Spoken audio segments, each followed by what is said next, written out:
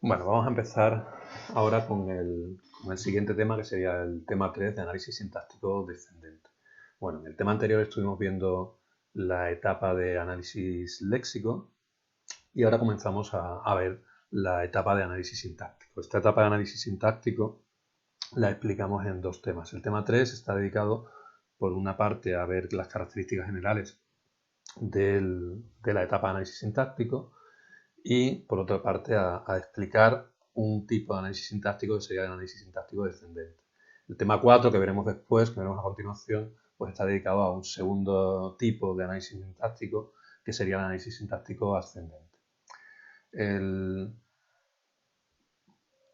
cuanto al objetivo, a las características del análisis sintáctico, el análisis sintáctico toma como entrada la salida del análisis léxico.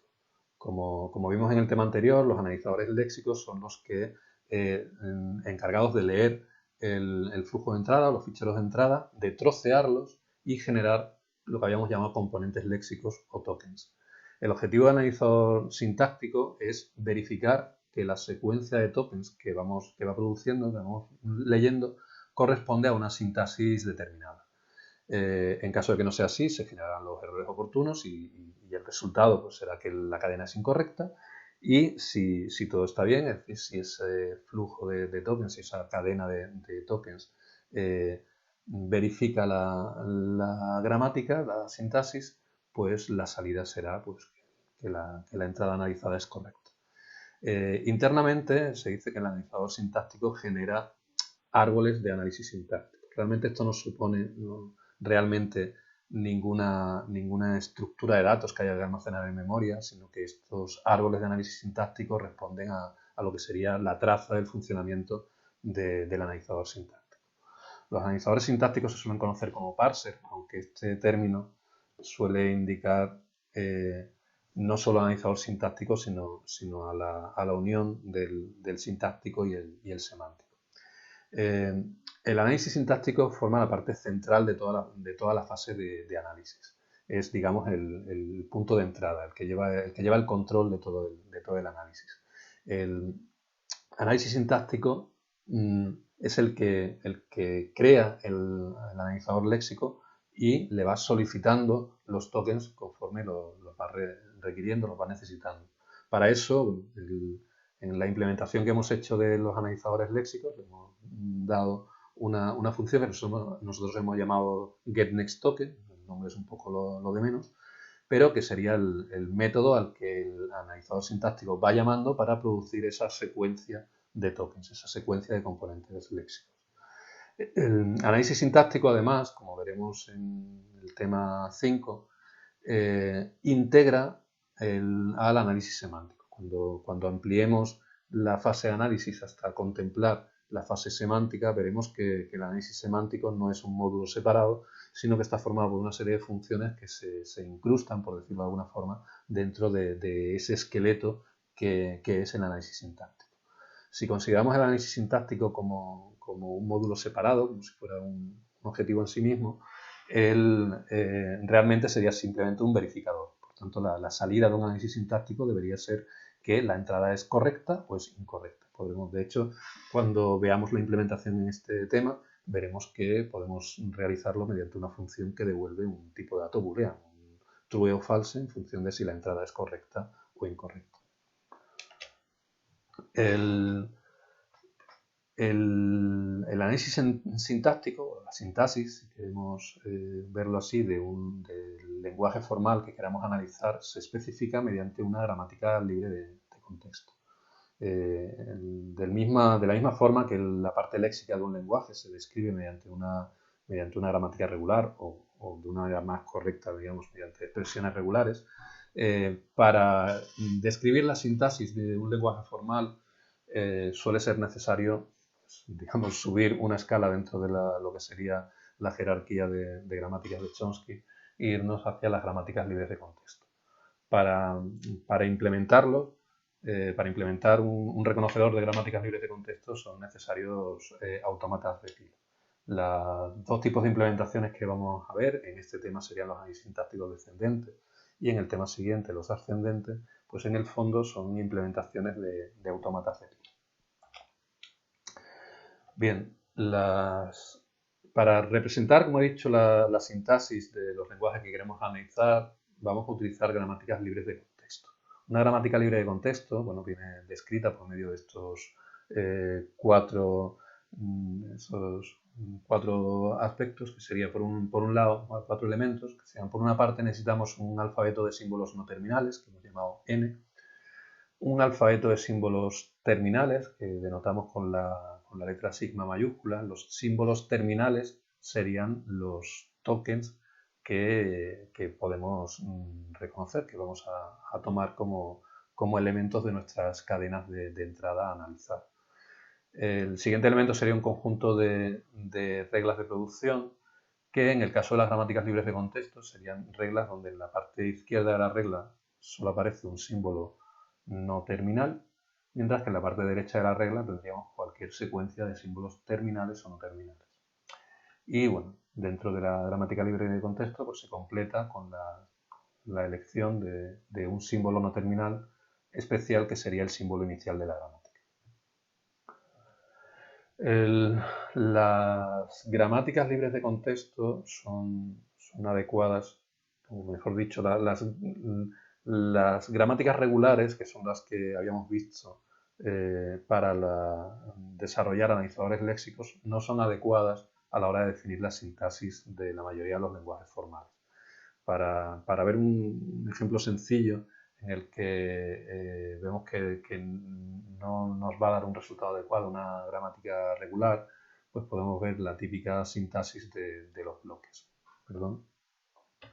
Si vemos cualquier lenguaje basado en bloques, por ejemplo en bloques de código que comiencen por llave abierta y llave cerrada, como es el caso de C o de Java, pues deberíamos reconocer algo de este estilo. Como tenemos aquí llave abierta, llave abierta, llave abierta, llave abierta, cierto código, llave cerrada, llave cerrada, llave cerrada, llave cerrada. La cuestión en cuanto a la sintaxis es que hay una correspondencia entre una llave abierta y una llave cerrada. Es decir, que realmente esta llave abierta abre un bloque que cierra esta llave cerrada.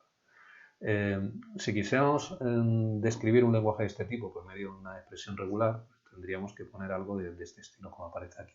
Una clausura de llaves abiertas, es decir, un conjunto de llaves abiertas, la A, y un conjunto de llaves cerradas. Sin embargo, aquí hemos perdido esa conexión entre una llave abierta concreta y una llave cerrada. Aquí realmente este lenguaje aceptaría cualquier número de llaves abiertas y cualquier número de llaves cerradas. Por tanto, estas expresiones regulares o las gramáticas regulares no son adecuadas, no nos van a permitir describir lenguajes de este tipo. Las gramáticas libres de contexto pues, resultan muy sencillas en este caso para definir este tipo de lenguaje. Pues, podríamos resolverlo con una gramática como esta que tenemos aquí. Simplemente el símbolo A formaría una regla que es llave abierta a llave cerrada. Por tanto, cada llave abierta debe tener una llave cerrada asociada. El análisis sintáctico, la traza del análisis sintáctico, como habíamos dicho antes, produce árboles, lo que llamamos árboles de análisis sintáctico. Estos árboles de análisis sintáctico realmente lo que representan es la forma en que se van aplicando las reglas de producción. En un árbol de análisis sintáctico, un nodo representa un símbolo no terminal y una ramificación, como la tenemos aquí, representa la sustitución o la aplicación de una regla vinculada a este símbolo no terminal. Y si tuviéramos un símbolo, una regla que sea del símbolo A, se puede producir los símbolos alfa, beta y gamma. Esto nos llevaría a que en un árbol de análisis sintáctico, un nodo A, podríamos ramificarlo en alfa, beta y gamma aplicando esta regla. Para desarrollar análisis sintáctico lo que vamos a ir viendo es la derivación de árboles de análisis sintáctico. ¿Esto en qué consiste? Porque inicialmente partimos del símbolo inicial y vamos a ir aplicando reglas de producción de manera que vamos extendiendo ese árbol de análisis sintáctico. De esta forma cada árbol se diferencia del árbol anterior en que un nodo interno, que debe ser un símbolo no terminal, pues se ramifica, se expande generando una nueva, o sea, aplicando una nueva regla. El último, en una derivación, el último árbol de análisis sintáctico, lo vamos a ver enseguida, debería ser un árbol en el que todas sus hojas son ya símbolos terminales. En los árboles, digamos, intermedios, lo que se obtienen son que las hojas pueden ser tanto símbolos terminales como no terminales, y precisamente las hojas que son no terminales son las que vamos a ir sustituyendo. Creo que eso se va a ver más claro con un ejemplo como el que tenemos aquí. Vamos a partir de esta gramática, que tiene un único símbolo no terminal, que es la E por expresión, y tendríamos 4 reglas. La regla expresión es expresión más expresión. La segunda regla sería expresión es expresión por expresión. La tercera, que sería expresión es paréntesis abierto, expresión paréntesis cerrado. Y la última regla, que es expresión es identificador. Pretendemos hacer una derivación que nos permita encontrar o generar la sentencia identificador más identificador por identificador. Bien, pues en el primer paso partiríamos del símbolo inicial de la gramática. Este sería nuestro primer árbol de análisis sintáctico y vamos a ir derivando. En cada paso vamos a aplicar una regla. El primer paso sería plantear el símbolo inicial. En el siguiente paso, el paso 2, estaríamos aplicando la regla expresión es expresión más expresión, lo que nos daría lugar a este árbol que tenemos aquí. En el siguiente paso, pues cogeríamos una de las hojas, que sería, por ejemplo, esta, y sustituiríamos o ramificaríamos por una de las reglas. En este caso utilizaríamos la cuarta regla, que era expresión es identificador. Tendríamos entonces este nuevo árbol. Siguiente paso sería coger un nodo hoja que sea un símbolo no terminal, el único que tenemos aquí en este caso es este, y ramificaríamos mediante otra regla de reducción, que podría ser pues, expresión por expresión. Tendríamos en este caso este nuevo árbol de análisis sintáctico que estaríamos derivando. Del árbol que teníamos anteriormente, pues habría que escoger una hoja que fuera un símbolo no terminal, que sería este de aquí. Lo ramificaríamos con una regla, en este caso expresión es identificador, y por último este nodo hoja, que es un símbolo no terminal, lo ramificaríamos dando lugar a este. Este ya sería un árbol de análisis sintáctico final, puesto que todas las hojas son tokens, son ya símbolos terminales y no símbolos no terminales. La sentencia que hemos derivado sería la que obtendríamos leyendo las hojas de izquierda a derecha. Sería id más id por id. Esa sería la sentencia que habríamos obtenido partiendo del símbolo inicial de la gramática hasta una derivación completa. Se definen las derivaciones canónicas como aquellas derivaciones que siguen un determinado orden a la hora de sustituir las hojas, los símbolos no terminales. Normalmente se habla de derivación canónica a la izquierda, que sería la que se obtiene cuando siempre sustituimos, siempre ramificamos la hoja no terminal que se encuentre más a la izquierda en el árbol. Por ejemplo, la derivación que acabamos de hacer sería una derivación canónica a la izquierda. También se habla de derivación canónica a la derecha cuando el orden que seguimos es el de ramificar siempre la hoja no terminal que se encuentre más a la derecha. Este sería un ejemplo de ramificación de derivación canónica a la derecha. En este caso, a partir del símbolo inicial, generaríamos igual que antes, e más e, pero ahora utilizaríamos el símbolo que está más a la derecha en el árbol, que sería este de aquí, y ramificaríamos. Al obtener esto, de nuevo, en este caso habría que ramificar el que se encuentra más a la derecha, que es este. Aplicaríamos la regla de producción, expresión es identificador, lo siguiente sería este que teníamos aquí, sería el que estuviera más a la derecha, y por último este sería el último que nos quedaría, sería el que estaría más a la derecha. Un concepto importante dentro cuando hablamos de gramáticas libres de contexto es el concepto de ambigüedad. Decimos que una gramática es ambigua si para una misma cadena podemos generar dos árboles de análisis sintáctico diferentes. no quiero decir dos derivaciones diferentes, sino que el árbol final de la derivación sea distinto, puedan ser árboles distintos. Las ambigüedades nos van a crear muchos problemas cuando hablamos de lenguajes formales. Típicamente para algo como desarrollar un compilador, pues una gramática ambigua lo que nos diría es que la misma entrada podría ser interpretada mediante dos árboles distintos, lo cual nos podría llevar a generar dos códigos distintos que podrían funcionar de manera diferente. Evidentemente esto es algo bastante negativo, no tiene sentido que la especificación de un lenguaje deje la libertad a los compiladores de manera que compiladores diferentes generen códigos que funcionan de manera distinta. Eso para nosotros no tendría sentido. De manera que el demostrar que una cierta gramática no es ambigua para nosotros va a ser bastante importante. Sin embargo, esto no es sencillo. O sea, demostrar que una gramática no es ambigua es algo bastante complicado. Sí es verdad que hay determinadas construcciones que sabemos, es fácil demostrar que producen ambigüedad. Si vemos una gramática donde aparecen estas construcciones, pues podemos asegurar que van a ser gramáticas ambiguas y en nuestro ámbito pues son gramáticas que no nos interesan, que debemos transformar de alguna forma para romper esa ambigüedad. Y ya digo, el problema es que salvo que sea muy evidente, salvo que veamos estas producciones, estas construcciones que sabemos que van a producir ambigüedad, en general no es fácil demostrar que una gramática no es ambigua. Bueno, como ejemplo de estas construcciones que provocan ambigüedad, pues tendríamos reglas de esta forma. De hecho, la gramática que hemos utilizado antes como ejemplo es una gramática ambigua porque tenía dos reglas de este tipo. Expresión era expresión más expresión o expresión era expresión por expresión. Este tipo de reglas siempre va a producir ambigüedad. También provocan ambigüedad gramáticas que tengan ciclos. Es decir, si a partir de la S yo puedo producir la A y a partir de la A puedo producir la S,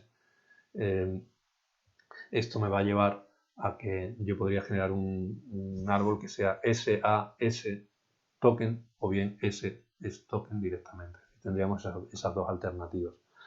También producen ambigüedad reglas que permiten caminos alternativos entre dos puntos. Por ejemplo, en esta gramática que tenemos aquí, la S produce A o B y la A su vez produce B. Por tanto, podríamos hacer S produce A y A produce B, o bien S produce B directamente, generándonos dos árboles distintos que terminarían en el mismo sitio, es decir, una única hoja B a partir de la cual ramificaríamos todos.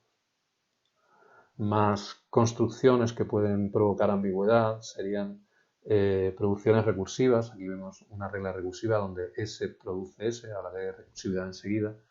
Si la parte no recursiva puede producir lambda, esto provoca que podamos repetir como lambda esta parte varias veces y también nos va a provocar la ambigüedad. Podemos generar también ambigüedades cuando hay varias formas, o sea, cuando tenemos reglas de este tipo, donde hay dos símbolos no terminales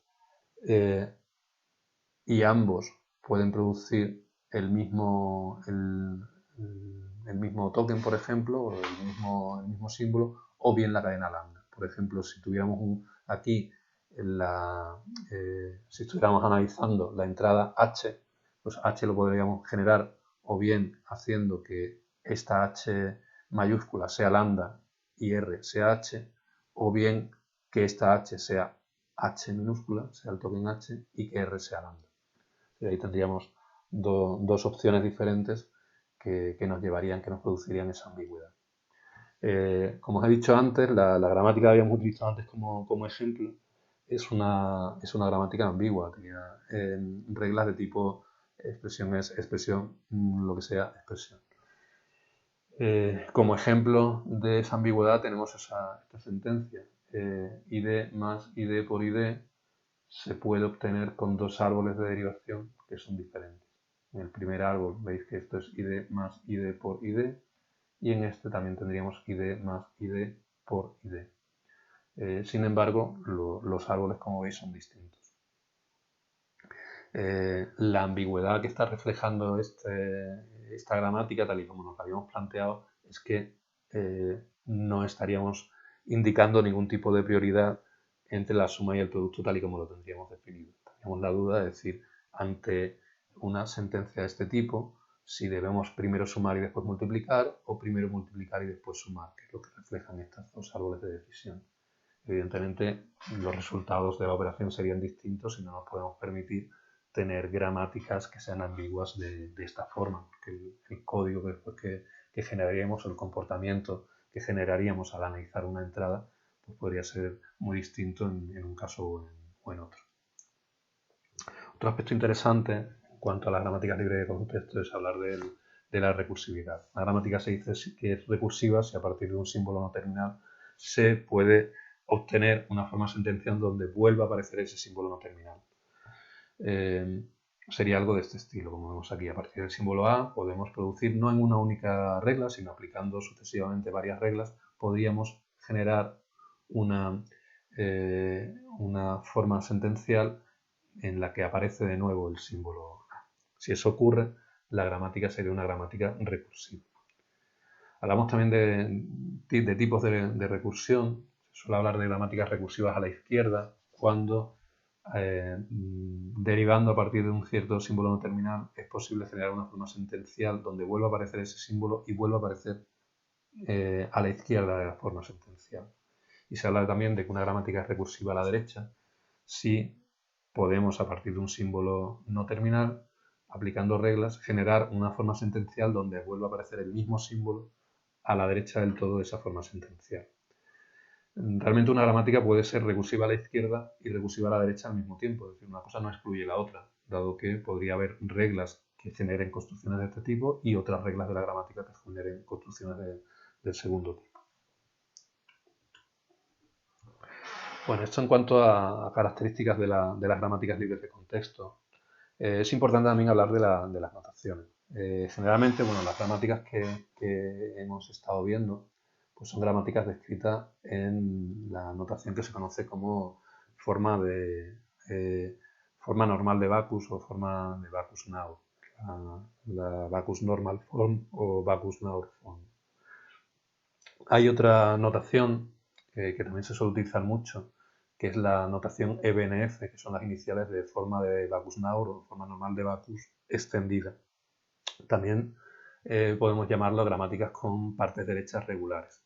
La diferencia entre la notación normal y la notación extendida es que en las reglas de la notación EBNF, la parte derecha de la regla se pueden utilizar operadores regulares. Es decir, podríamos utilizar el operador de clausura y el operador de disyunción dentro de la parte derecha de la regla. Estas gramáticas, realmente el hecho de utilizar estos operadores no añaden poder expresivo, es decir, cualquier cosa que podamos describir mediante una gramática descrita en notación EBNF se puede escribir también como una gramática libre de contexto en forma normal. Sin embargo, sí es cierto que cuando las gramáticas se expresan en notación extendida, pues suele dar lugar a gramáticas más compactas y en muchas ocasiones más fáciles de entender. Aparte de lo que sería la clausura y la disyunción, pues podemos utilizar también, o se suelen utilizar también, los operadores de clausura positiva. En realidad se puede reducir a la clausura normal. Este alfa más es lo mismo de poner alfa, clausura de alfa. Y también la opcionalidad, que se suele representar mediante una interrogación, que realmente es una disyunción, donde estaríamos haciendo la disyunción entre alfa y la cadena vacía, lo que solemos poner como lambda. Para demostrar que las gramáticas en notación EBNF pues, tienen la misma capacidad que las gramáticas en forma normal, pues simplemente podríamos transformar cualquier gramática en forma extendida a una gramática equivalente en forma normal. Esto es algo, de hecho, que nos va a hacer falta o que vamos a utilizar en los ejercicios y en las implementaciones de analizadores sintácticos que vamos a ver. La forma de transformar una gramática en notación extendida a una gramática en forma normal es normalmente sustituir los operadores regulares, las clausuras, las disyunciones, por símbolos auxiliares que introducimos o que son por lo que sustituimos estos operadores. Por ejemplo, si tengo una regla de este tipo, donde lo que tengo es una disyunción entre las opciones ρ1, ρ2 y ρ3 y ρ3, la forma de transformar esto, que estaría en formato extendido, en EBNF, sería sustituir la disyunción por un símbolo auxiliar que voy a llamar A'. Esto nos daría una regla que sería A es alfa, A', beta, donde toda esta disyunción la estaríamos sustituyendo por un símbolo no terminal A'. Este símbolo no terminal A', puesto que es una disyunción, lo sustituiríamos por tres reglas, por la regla que reconoce sigma 1, por la regla que reconoce sigma 2, perdón, ρ sub 1, ρ sub 2 o ρ sub 3. También podemos transformar una regla en forma extendida donde aparezca una clausura por un conjunto de reglas en formato normal. De nuevo, sería sustituir el operador regular, en este caso la clausura, por un símbolo no terminal auxiliar. Sería sustituir en este caso la regla A es alfa, clausura beta, por A es alfa, A', beta, donde A' va a ser el símbolo no terminal encargado de desarrollar la clausura de ρ. En este caso, eso lo haríamos con estas dos reglas, que serían A' es ρ A' o A' es lambda. Si os fijáis, estas dos reglas lo que terminan es generando pues cualquier número de veces la cadena ρ. Podemos hacer también las transformaciones de la clausura positiva y las opcionalidades, aunque estos son operadores regulares auxiliares que se pueden obtener a partir de los anteriores. En el caso de la clausura positiva, podríamos sustituir reglas de tipo A es alfa, clausura positiva de ρ beta, directamente por alfa ρ A' beta, donde igual que antes, A' sería una clausura normal. Simplemente sería el mismo resultado que teníamos antes, pero con una ρ aquí delante. Esto es sustituir la clausura positiva por ρ clausura de ρ. También la opcionalidad que veíamos era lo mismo que poner la disyunción entre ρ y la cadena vacía. Por tanto, podemos sustituir este operador por un símbolo no terminal, A', y esta A' tener dos reglas. Una que sería esta opción o la segunda que sería la cadena vacía, lambda. Aplicando estas reglas de transformación podemos coger cualquier gramática que esté descrita en forma extendida y transformarla en una gramática equivalente pero que esté ya expresada en forma normal. Aquí vemos un ejemplo de esto que estamos hablando. A la derecha tenemos una gramática en forma extendida y a la izquierda tendríamos el resultado de aplicar las reglas de transformación que hemos comentado y nos daría lugar a una gramática en forma normal. Si os fijáis, la forma extendida resulta bastante más compacta y también, de hecho, resulta bastante más comprensible. Aquí lo que estamos definiendo es el símbolo E, podemos hacer una expresión, la T es un término y F viene de factor. Aquí estaremos definiendo una expresión como un término seguido por la suma de más términos. Es decir, esto sería término, más término, más término, más término. Un término a su vez sería un producto de factores. Esto sería un factor, por factor, por factor, por factor, etc. Y un factor podría ser pues, un número suelto o bien una nueva expresión entre paréntesis. Si todo esto lo transformamos, pues obtendríamos una gramática como esta, donde ya nos aparecen símbolos auxiliares y donde es más difícil entender el significado. Sin embargo, este tipo de gramáticas en forma normal son las que nos van a hacer falta típicamente para aplicar los algoritmos de análisis descendente y ascendente que vamos a explicar en la asignatura. Para terminar este vídeo, pues vamos a ver vamos a hablar de los diferentes tipos de análisis sintáctico que he ido ya introduciendo. Cuando he hablado antes de derivación de árboles de análisis sintáctico, partíamos del símbolo inicial y íbamos haciendo derivaciones hasta obtener una determinada sentencia, una determinada cadena, que sería una cadena válida dentro de la gramática. Sin embargo, el problema real del análisis no es ese. El problema real es que nosotros tenemos una gramática y tenemos una cierta cadena. Y tenemos una gramática G y tenemos una cierta cadena de símbolos terminales que vamos a llamar X. No, el problema del análisis, como os he dicho antes, es verificar que esta cadena X es correcta, o sea, responde a esta gramática G. Es decir, la pregunta sería, ¿pertenece la cadena X al lenguaje reconocido por la gramática G? Ese es nuestro problema. No a partir de la gramática empezar a generar indiscriminadamente cadenas reconocidas por el lenguaje, sino verificar que una cadena concreta pertenece al lenguaje o no pertenece. Bueno, existe una serie de algoritmos que resuelven esto con carácter general. El más conocido posiblemente sea el de Cook-Younger-Casamy, que es un algoritmo de orden cúbico. Orden cúbico quiere decir que el número de pasos que son necesarios para verificar si una cadena es correcta o incorrecta, o pertenece o no pertenece al lenguaje definido por una gramática, es igual o tiene una complejidad del orden del número de tokens, del número de símbolos terminales de la cadena X elevado al cubo. Hay otros algoritmos, por ejemplo el algoritmo de Erlang, que para gramáticas ambiguas sigue siendo orden cúbico, pero bajan a un orden cuadrático si la gramática no es ambigua. Sin embargo, ninguno de estos algoritmos generales nos viene bien en nuestro problema concreto por el tamaño de las cadenas que nosotros pretendemos analizar.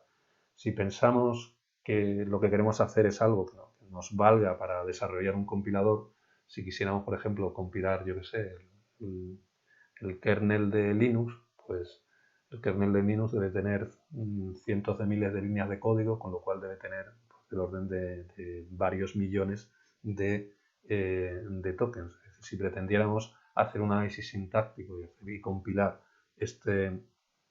una cadena de este tamaño, del orden del millón de tokens como longitud de X, evidentemente no es lo mismo tener algo del orden de un millón que del orden de un billón o del orden de un trillón, que sería el tiempo que tardaría el algoritmo de Cook-Younger-Casamy en analizar algo de este tipo.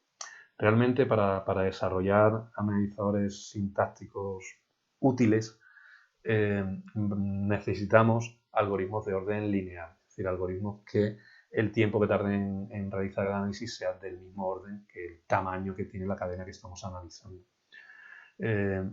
Este tipo de algoritmos existen, vamos a verlo, pero no son aplicables a todas las gramáticas. De hecho, cada uno de ellos va a imponer una serie de restricciones respecto a las gramáticas que pueden analizar.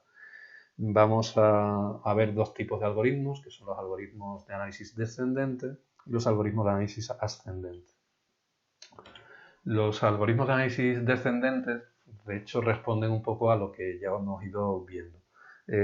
Consiste en plantear una derivación que parte del símbolo inicial de la gramática y va sustituyendo cada símbolo no terminal por la parte derecha de una de sus reglas y por tanto va ampliando esa derivación.